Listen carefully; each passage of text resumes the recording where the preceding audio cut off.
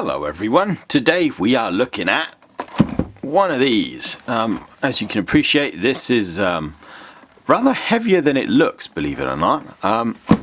But first, let me just thank everybody for sticking around. I know I've not been posting videos regularly. Let me explain. About 3 and a bit weeks ago, I had a couple of meetings, a couple of business meetings to attend out in Malaysia. For a deal that was supposed to go down, and unfortunately it went a little bit sour. So a little bit, to cut a long story short, there's a little bit of legal wrangling and some other things that went a bit wrong, which we had to fix. So I've not been posting videos regularly. Obviously, if I'm out in Malaysia, I don't have the backdrop. I don't have any of my phones. The only phone I did have, which was brick, was this bad boy, and this guy had a field day.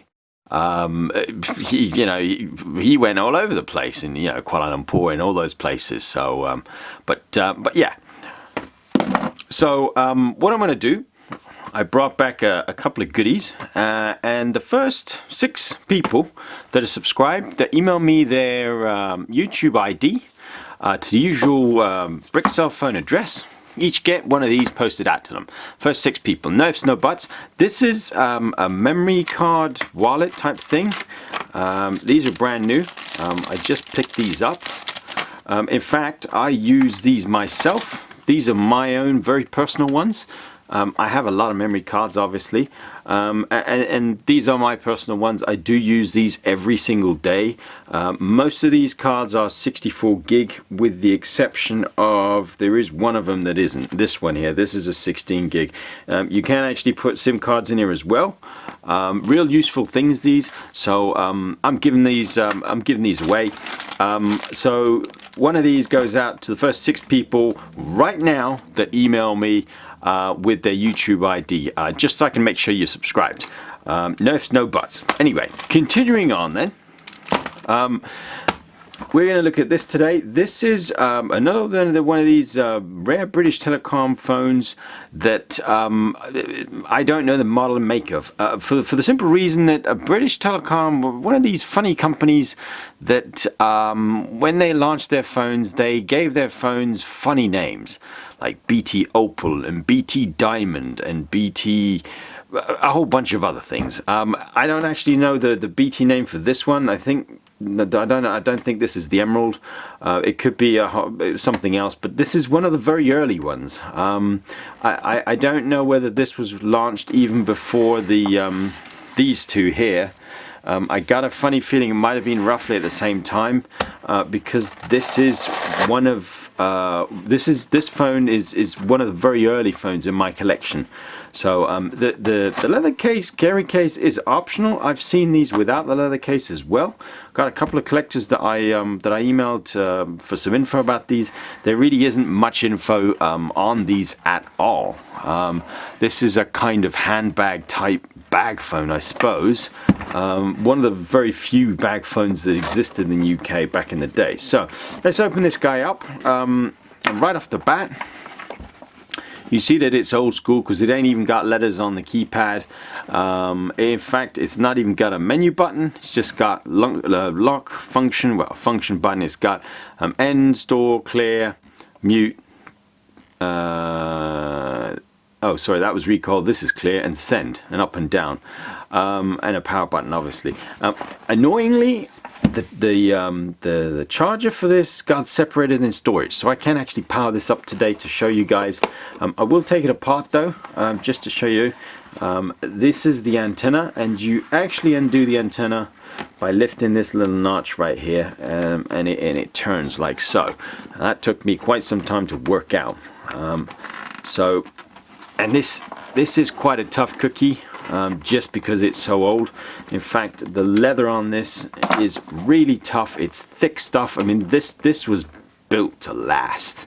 I mean that's quite thick stuff. So so basically you got a handle as well, so you can pull this out, or you can just carry it around without the leather case.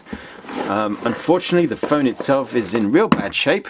I'm going to move the leather case out the way, because that's not really anything special.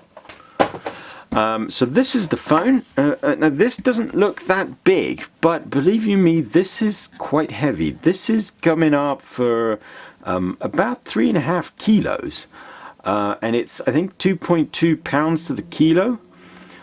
So just to gauge some sort of idea how heavy this thing is, this is all metal construction, with the exception of this bit here. This bit is plastic. This is all metal. This is really solidly built. So basically, the bottom bit is the battery itself. You got a nice little test button here with a meter, and obviously that's no longer got juice on it. You got a connection where actually you don't have a connection. There's nothing in that hole. I'm not too sure what that was for. And you got the usual network type. RJ45, I think they call it, this connector for the handset, and not much else really. And obviously the RF connector, and I don't even know what the connector that is. That I think looks like a TNC. It's a screw type BNC. If anybody knows what that's called, that's what this is. But anyway, the phone is quite old. I'm not sure the age. I don't actually know who manufactured it, purely because there is no record or there is no manufacturer name. I'll show you guys the sticker. The bottom, it's just got British Telecom made in Japan. So I mean, it could be a whole bunch of different manufacturers. Could be an Oki, could be various other ones. But let's take the battery off quickly. The way this worked, actually, this was quite ingenious for the time. At the time, this was ingenious because basically, this is the battery. The top bit is all metal, as you can see. This bottom slice is plastic. I don't know why they did it that way. It seems a bit strange, but and basically what you had was a D-type 9-way up there and another one up here, and you had the charger. The desktop charging shoe was exactly like this. Actually, you plugged the power in, and this bit slotted into the charging crate, which was exactly like this. Obviously the four legs, they sort of go into here, and then this would sit on the charging plate and it would charge for about 12 to 16 hours, I think. I didn't have one of these myself personally, but I know a collector that did actually own one of these back in the day. He was a banker at the time. He's obviously now retired, and he still has his original one that he used to carry around all these years. So I asked if I could borrow the charger, and we just didn't get around to shipping it out to me, unfortunately. I do have a charger, it got separated in storage. As with so many of my phones, things get lost or separated, and they don't get lost, they just get misplaced. So and then obviously the bottom end of the phone obviously mates with that connector, and it sort of sits in there like so. I can't hold this phone up too long because this really is heavy. And that's pretty much it. I mean, it's not a sizable phone, but it weighs an absolute ton. It really does weigh quite a bit. So get the sucker back out. There is a way to connect these up. You got to do one side first. So there. Usual cord. There isn't anything else really I can say or show you guys. Give you another quick look at the handset in close up. But yeah, I mean, this is an old school British Telecom. My guess is that was the ringer itself, because obviously mic's there, earpiece is there, great big speaker. And when I find the power pack for this, or the desktop charging shoe, whatever you want to call it, I will do an update video.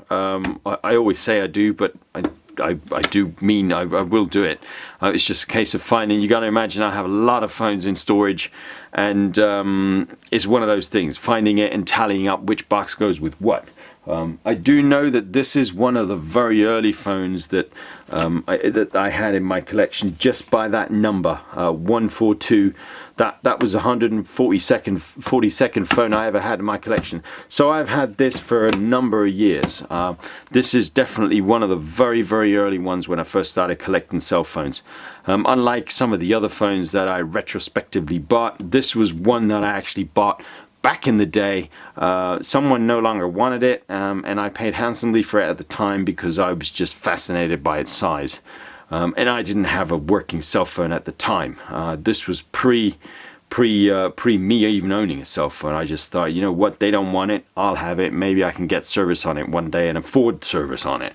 That was really the question. Back in those days, service was immensely expensive, and I was a poor little chump back then, so I couldn't really afford to get service for a long time. So, but it is what it is. I mean, I had a cell phone long before I actually had a service on a cell phone. It was just the way it kind of happened, I suppose. So, but anyway, I'll leave it at that. A nice short video today.